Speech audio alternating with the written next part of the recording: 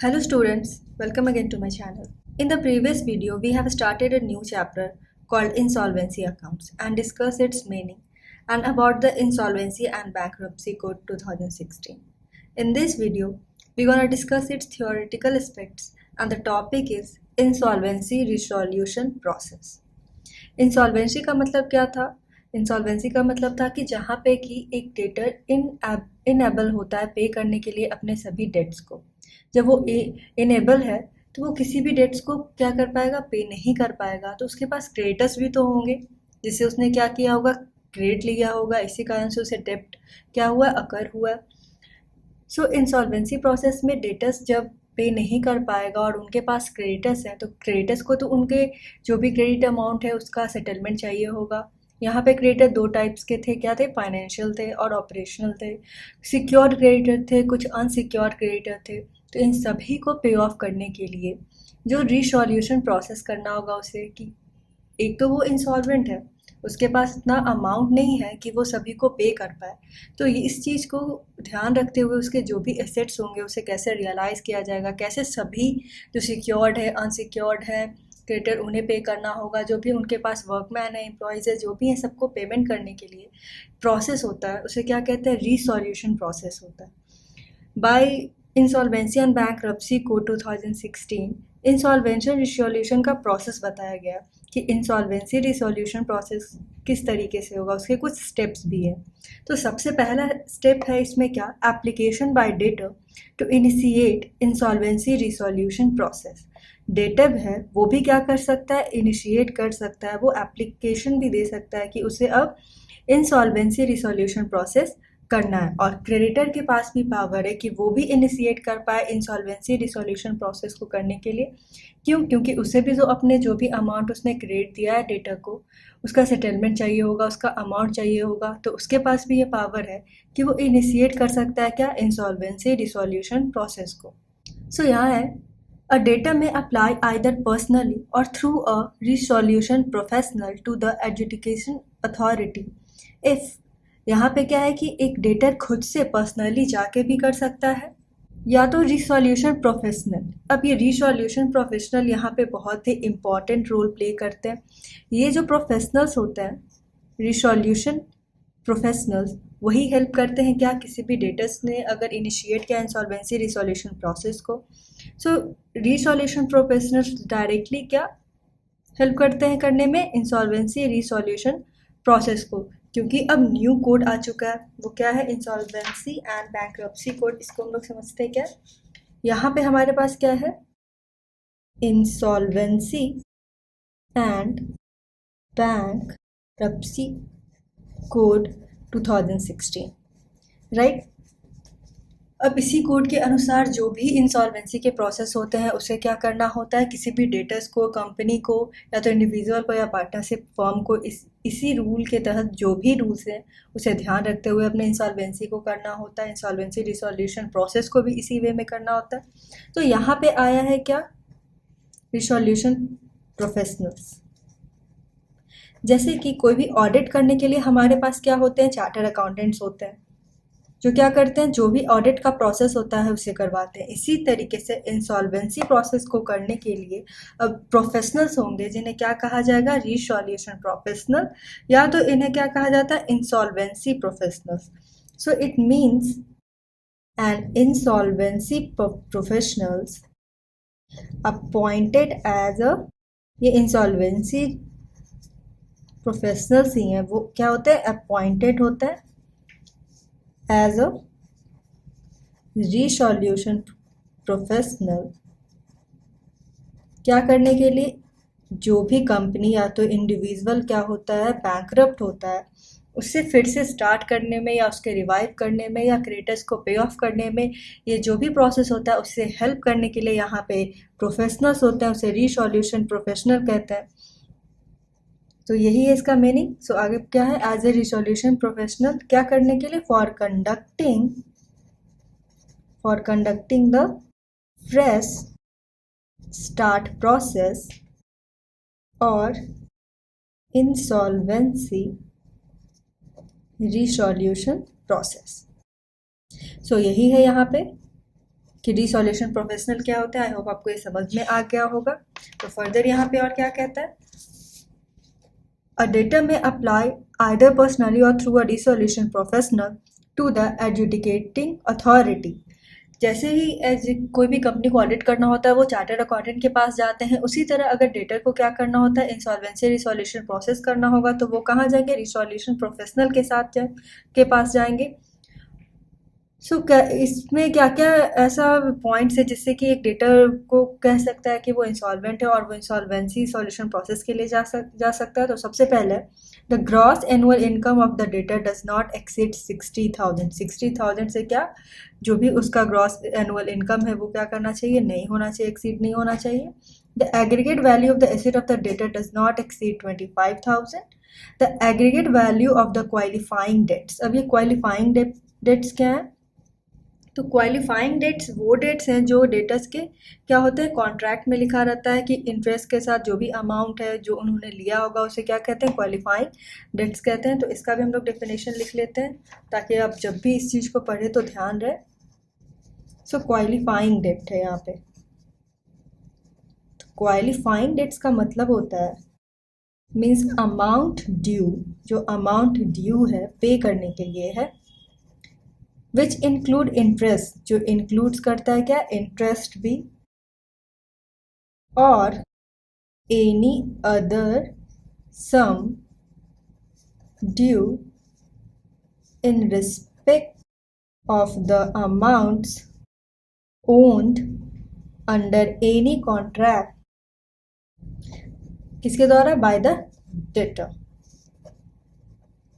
Qualifying debts क्या है, वो अमाउंट है जो ड्यू है और इंक्लूड करता है क्या, इंटरेस्ट भी, कोई भी अमाउंट जो क्या है ओन्ड करता है डेटर्स अंडर कोई भी कॉन्ट्रैक्ट में।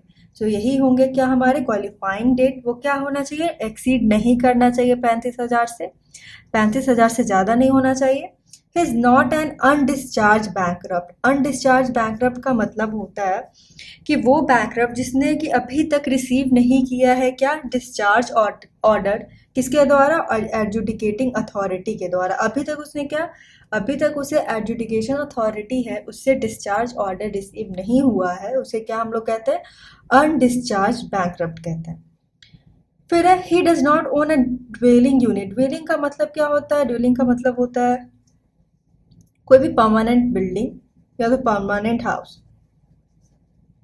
वो क्या करना चाहिए, वो कोई ओन नहीं करना चाहिए dwelling unit, irrespective of whether it is encumbered और नॉट। इनकम्बर्ड मतलब हैम्पर्ड है या नहीं है, उससे कोई मतलब नहीं है क्या, वो ओन नहीं करना चाहिए कोई भी permanent building. A fresh start insolvency resolution process और bankruptcy process is not subsisting against him. पहले से कोई भी इंसॉल्वेंसी रिजोल्यूशन प्रोसेस या तो बैंक्रप्सी प्रोसेस नहीं होना चाहिए, तभी क्या डेटर इनिशिएट कर पाएगा अपना क्या, इंसॉल्वेंसी रिजोल्यूशन प्रोसेस। फिर लास्टली है no previous fresh start order. कोई भी प्रीवियस फ्रेश स्टार्ट ऑर्डर नहीं होना चाहिए has been made in relation to him in the preceding 12 months of the date of the application for fresh start। तो ये सभी पॉइंट्स अगर कोई डेटर्स क्या करता है, फुलफिल करता है, तभी वो इनिशिएट कर सकता है क्या, इंसॉल्वेंसी रिजोल्यूशन प्रोसेस को। तो इस प्रोसेस में हमने सबसे पहला स्टेप डिस्कस किया जो क्या है, application by debtor to initiate insolvency resolution process. अब जैसे डेटर कर सकता है इनिशिएट इंसॉल्वेंसी रिजोल्यूशन प्रोसेस, उसी तरह से क्रेडिटर के पास भी पावर है कि वो इनिशिएट कर सकता है क्या, इंसॉल्वेंसी प्रोसेस को। वो कैसे, वो हम लोग यहाँ पे पढ़ते हैं। क्रेडिटर में अप्लाई आइदर बाय हिमसेल्फ, या तो वो खुद से कर सकता है, और ज्वाइंटली विद अदर क्रेडिटर्स, या तो अदर क्रेडिटर्स भी अगर होगा तो उन सभी के साथ मिल के जो भी क्रेडिटर्स होंगे, जो भी उस डेटर के सभी क्रेडिटर होंगे, वो क्या कर पाएंगे, अप्लाई कर पाएंगे किसके लिए, इंसॉल्वेंसी रिजोल्यूशन प्रोसेस के लिए। या तो और थ्रू अ रिसोल्यूशन प्रोफेशनल, या तो वो भी एक रिसोल्यूशन प्रोफेशनल्स जो होंगे उनके पास जाएंगे टू एडजुडिकेटिंग अथॉरिटी के, इनिशिएट करने के लिए क्या, for initiating an insolvency resolution process by submitting an application। तो यहाँ पे क्या है कि सभी क्रेडिटर या तो अकेले भी जा सकते हैं या तो सभी क्रेडिटर साथ में जा सकते हैं, या तो वो रिसोल्यूशन प्रोफेशनल जो कि एडजुडिकेटिंग अथॉरिटी के द्वारा होते हैं उनके पास जा सकते हैं। क्या करने के लिए? इनिशिएट करने के लिए इंसॉल्वेंसी रिसोल्यूशन प्रोसेस को। उनके लिए क्या करना होगा? उन्हें एक एप्लीकेशन भी सबमिट करना होगा। ठीक है, वो ये कर देंगे तो क्या होगा? इंसॉल्वेंसी रिसोल्यूशन प्रोसेस स्टार्ट हो जाएगा। A creditor may apply in relation to any partnership debt owed to him for initiating an insolvency resolution process against any one or more partners of the firm or the firm। यहाँ पे creditor क्या है? Partnership date जो होंगे जो कि वो owned किया जाता है उसके द्वारा, उसके लिए भी कर सकते हैं। अगर कोई एक पार्टनर क्या एनी वन और मोर पार्टनर ऑफ द फर्म और द फर्म, तो इसके जो पार्टनरशिप डेट है वो भी हो सकता है इंसॉल्वेंसी रिजोल्यूशन प्रोसेस में जाएगा। फिर क्या? एन एप्लीकेशन तो सबमिट करना होगा क्रेडिटर को। Shall be accompanied with details and document relating to. अब एप्लीकेशन क्रेडिटर दे रहा है तो उसमें क्या क्या होंगे, क्या रिलेशन होगा, क्या रिलेटिंग इशूज से होगा। तो सबसे पहले क्या? The debt owned by the debtor to the creditor और creditors as on the date of application. सबसे पहले तो ये होगा कि डेटर्स के पास उसका डेट होना चाहिए। अगर कोई क्रेडिटर है तो वो जा रहा है क्या करने के लिए? एप्लीकेशन देने के लिए इंसॉल्वेंसी रिसोल्यूशन प्रोसेस का। दैट मीन्स कि डेटर के पास क्या है? ये जो डेप्टर है वो ओन करता है क्या कुछ डेट्स उससे रिलेटेड टू दैट क्रेडिटर, तो ये होना चाहिए सब। उसके बाद क्या? The failure bye the debtor. अब फेलियर यहाँ पे होगा तभी तो इंसॉल्वेंसी है, तभी तो क्या इंसॉल्वेंसी रिसोल्यूशन प्रोसेस है। So the failure by the debtor to pay the debt within a period of 14 days of the service of the notice of the demand। फिर लास्टली क्या? The relevant evidence of such default for non payment of debt. अब ये एक क्या करना होगा? Evidence भी तो बताना होगा कि हाँ आपका इतना क्रेडिट था या आपका इतना डेट था जो क्या एक डेटर ने पे नहीं किया है, तो उसका भी क्या करना होगा? नॉन पेमेंट बताना होगा। तो ये सभी पॉइंट्स जो क्या है एप्लीकेशन बाय क्रेडिटर। अब सेकेंड स्टेप ये भी है इंसॉल्वेंसी प्रोसेस में कि ये एप्लीकेशन क्रेडिटर भी के पास भी पावर है कि वो इन्विटेट कर सकता है इंसॉल्वेंसी रिसोल्यूशन प्रोसेस के लिए।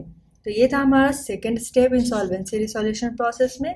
थर्ड क्या होगा? अब ये क्रेडिटर ने और डेटर ने दोनों मिलकर क्या किया इंसॉल्वेंसी रिसोल्यूशन प्रोसेस के लिए, तो पहला स्टेप ले लिया। उसके बाद क्या होगा? तो appointment of resolution professional.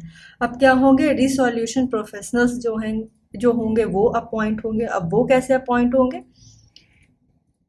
Where an application under section 80 कहता है filed by the debtor through a resolution professional, the adjudicating authority shall by order appoint the resolution professional recommended by the board. Right? अगर application क्या होता है file किया जाता है debtor के द्वारा, तो रिसोल्यूशन प्रोसेस क्या एडजुडिकेटिंग अथॉरिटी होगी, वो क्या करेगी? अपॉइंट कर देगी डेटर को। फिर क्या था? Not through resolution professional. अगर कोई डेटर ने इनिशिएट नहीं किया है क्या रिसोल्यूशन इंसॉल्वेंसी प्रोसेस को, क्या होता है? इंसॉल्वेंसी रिसोल्यूशन प्रोसेस को क्या इनिशिएट नहीं करवाया किसके द्वारा? कोई भी रिसोल्यूशन प्रोफेशनल के द्वारा नहीं करवाया, उसने पर्सनली किया हो, तो क्या होगा? So not through resolution process the adjudicating authority shall by order appoint the resolution professional nominated by the board. जो बोर्ड मेंबर्स होंगे वो सभी मिलके जिसे भी क्या करेंगे? नॉमिनेट करेंगे, वही क्या होगा? रिसोल्यूशन प्रोफेशनल उस डेटर का। अगर उसने क्या रिसोल्यूशन प्रोफेशनल के थ्रू इनिशिएट नहीं किया होगा इंसॉल्वेंसी रिसोल्यूशन प्रोसेस को। फिर तो यहाँ पे अपॉइंटमेंट हो गया कि हाँ अब चलो, अब जो भी क्रेडिटर है या तो डेटर है उन्हें क्या मिल गया? अब रिसोल्यूशन प्रोफेशनल्स मिल गए। अब यही प्रोफेशनल्स हैं वो उनके सभी क्या करेंगे? उनके सभी जो भी इम्पॉर्टेंट इंसॉल्वेंसी रिसोल्यूशन प्रोसेस में जो भी स्टेप्स होंगे वो उन्हें फॉलो करवाएंगे बिल्कुल लीगल वे में।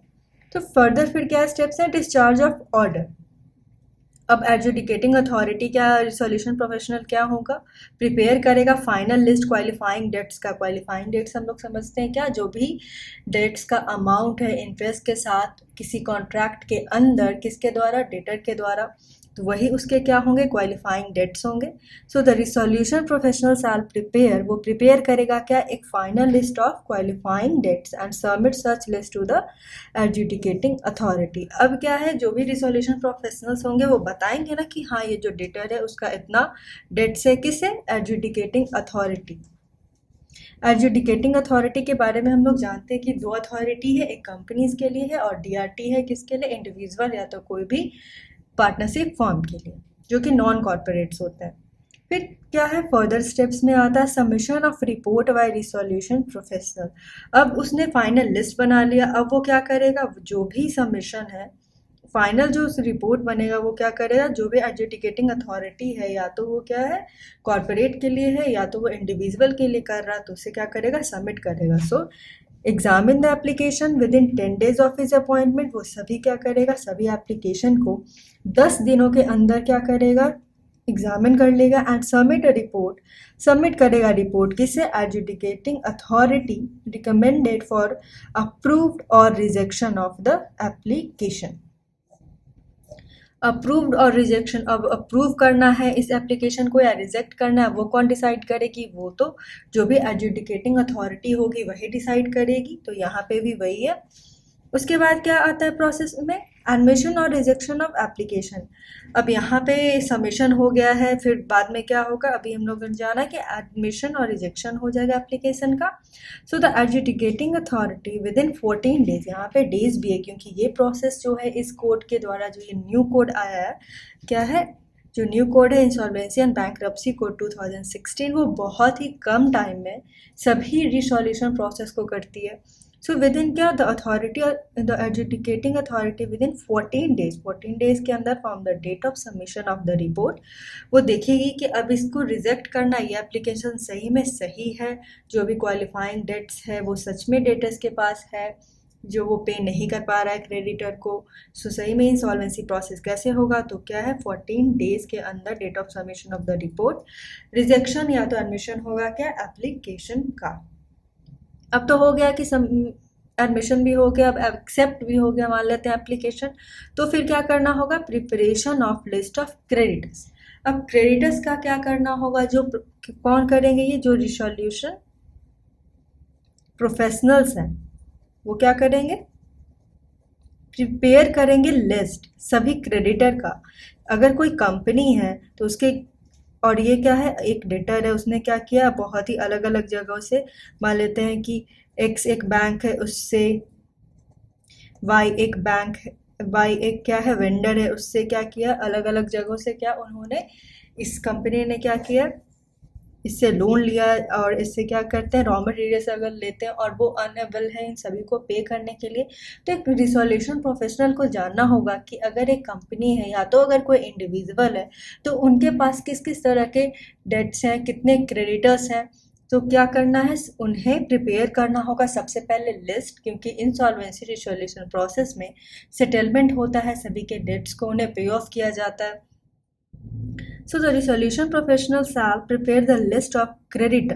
क्रेडिटर का क्या करेगा, वो लिस्ट प्रिपेयर करेगा on the basis of the information disclose in the application filed by the debtor. अगर डेटर ने क्या एप्लीकेशन जो फाइल किया उसमें उसने बताया ही होगा कि उनके पास कितने क्रेडिटर हैं जो उन्हें पे ऑफ करना, उसका कितना डेट्स है जो उसे क्या करना है, पे करना है, और वो अभी इनेबल है इन सभी को पे ऑफ करने के लिए. फिर क्या है, claims received by the resolution professional on public notice.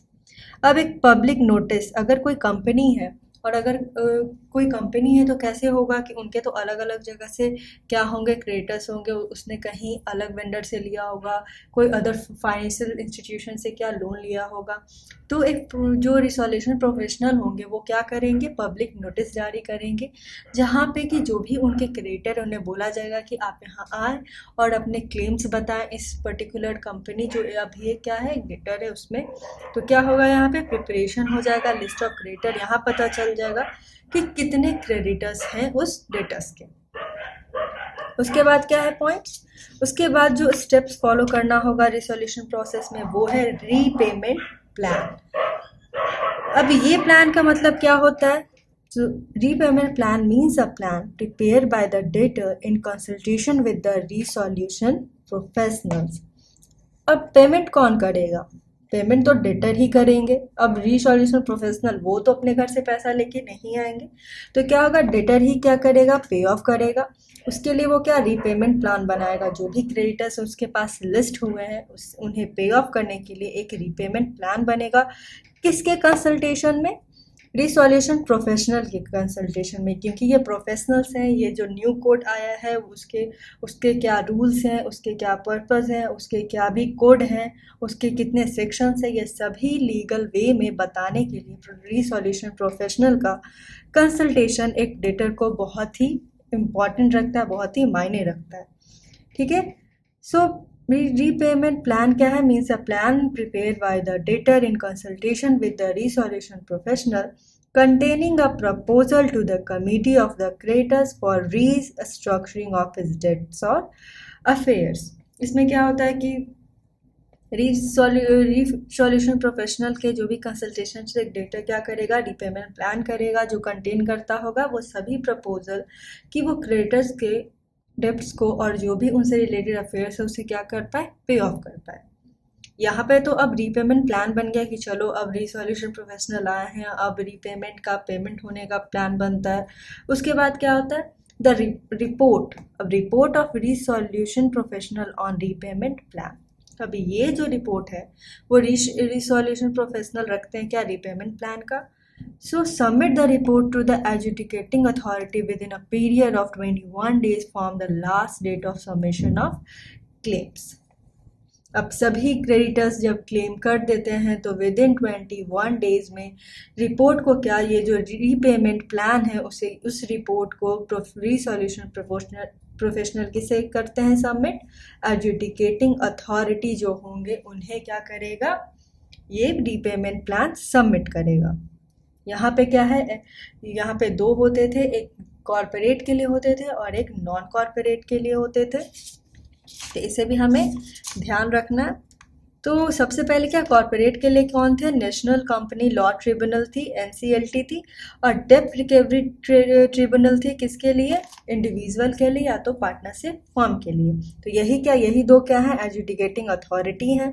तो इन्हीं अथॉरिटी को ये ध्यान रखते हुए कि वो डेटर क्या कंपनी है, क्या वो नॉन कॉरपोरेट है, उसे वहीं पे वो क्या होगा, वही एडजुडिकेटिंग अथॉरिटी को ये रीपेमेंट प्लान्स जो होंगे वो क्या होंगे, सबमिट होंगे।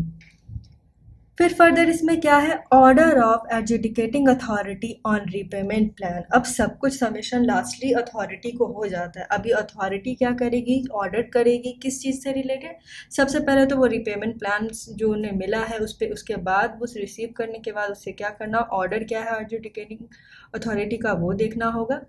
सो इसमें कहता है where the adjudicating authority has approved the repayment plan, such repayment plan shall take effect as if proposed the debtor in the meeting and be binding on creditor mentioned in the repayment plan and the debtor। अगर approvement हो चुका है repayment plan का तो क्या होगा, जो भी डेटर ने क्रेडिटर्स को बताया है उन्हें क्या, ये सभी पेमेंट होंगे। क्या अगर जो रीपेमेंट प्लान होता है वो क्या अप्रूव होता है तब, अगर रिजेक्ट हो जाता है रीपेमेंट प्लान तब डेटर क्या करेगा या तब क्रेडिटर क्या होगा, तो वो भी देखते हैं। So where the adjudicating authority rejects the repayment plan, the debtor and the creditor shall be entitled to file an application for bankruptcy under chapter 4 of the code.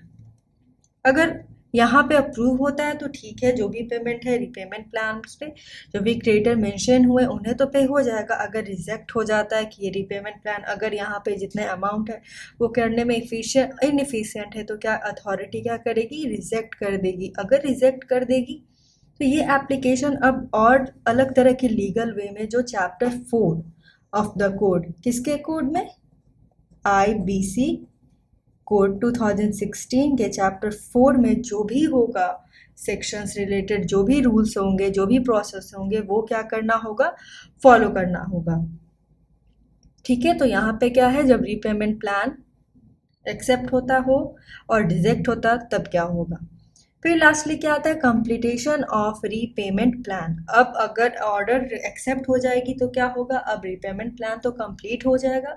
तो ये अब लास्ट स्टेप्स आते हैं जहाँ पे कंप्लीटेशन होता है किसका, रीपेमेंट प्लान का। तो क्या है, the dissolution professional shall within 14 days के अंदर of the completion of the repayment plan forward the persons who are bound by the repayment plan and adjudicating authority। अब रीपेमेंट प्लान जब हो जाएंगे तो इस प्लान का और पेमेंट का जो भी डेटर्स हो या क्रेडिटर्स हो जो एडजुडिकेटिंग अथॉरिटी है उन्हें बताना होगा कि हाँ अब रीपेमेंट मतलब पेमेंट सभी को हो चुका है, और इसका एक क्या जो लास्ट जो कंप्लीटेशन का जो होगा क्या जो भी पेपर वर्क हो या जो भी इंफॉर्मेशन हो वो क्या रिसोल्यूशन प्रोफेशनल होंगे उन्हें देना होगा एडजुडिकेटिंग अथॉरिटी को भी, और वो सभी पर्सन्स को जो बॉन्ड हुए थे इस रीपेमेंट प्लान में। ठीक है, फिर लास्टली इस प्रोसेस में क्या आता है, डिस्चार्ज ऑफ ऑर्डर। अब क्या होगा, जो रिसोल्यूशन प्रोफेशनल है, क्या होगा, जो रिसोल्यूशन प्रोफेशनल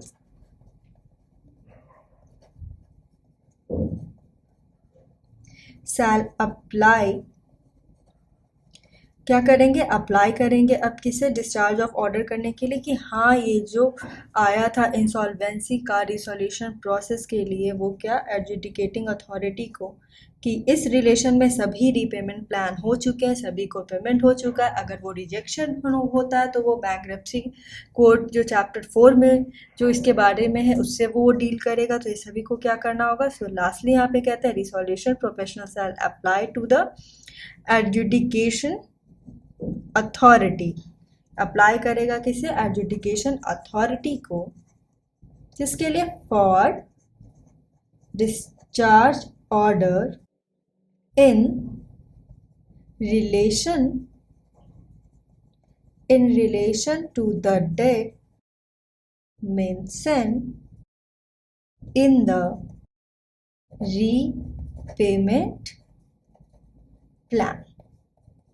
ठीक है, तो अब डिस्चार्ज ऑफ ऑर्डर होगा कि रिसोल्यूशन प्रोफेशनल्स जो भी होंगे वो लास्टली एडजुडिकेशन अथॉरिटी को अप्लाई करेंगे कि जो भी डेट्स मेंशन हुए थे रीपेमेंट प्लान के लिए वो क्या होते हैं, डिस्चार्ज होते हैं फाइनली। तो ये सभी स्टेप्स थे वो किससे रिलेटेड थे, इंसॉल्वेंसी रिसोल्यूशन प्रोसेस से रिलेटेड थे, जहाँ पे सबसे पहले स्टेप क्या था, एप्लीकेशन होगा किसके द्वारा, डेटर के द्वारा इनिशिएट करने के लिए इंसॉल्वेंसी रिसोल्यूशन प्रोसेस को। उसके बाद क्या है, क्रेडिटर के पास भी क्या है, अगर डेटर नहीं करता है तो एप्लीकेशन कौन, क्रेडिटर भी दे सकता है इंसॉल्वेंसी डिसॉल्यूशन प्रोसेस के लिए। उसके बाद क्या होंगे, अपॉइंटमेंट हो जाएगा किसका, रिसोल्यूशन प्रोफेशनल्स का, फिर डिस्चार्ज ऑफ ऑर्डर होंगे, फिर सबमिशन ऑफ रिपोर्ट होगा रिसोल्यूशन प्रोफेशनल का, एडमिशन और रिजेक्शन ऑफ एप्लीकेशन होगा, और preparation of list of payment होंगे, फिर रीपेमेंट का प्लान बनेगा, फिर उसके बाद जो भी होंगे लिस्ट में क्रेडिटर्स उनका पेमेंट होगा रीपेमेंट प्लान से, फिर कंप्लीटेशन होगा उसका और डिस्चार्ज ऑफ ऑर्डर हो जाएगा। तो ये था हमारा क्या टॉपिक जो रिलेट करता था इंसॉल्वेंसी रिसोल्यूशन प्रोसेस से। आई होप आपको ये टॉपिक अच्छे से समझ में आया हो। So thank you for watching the video, please like share and subscribe the channel also.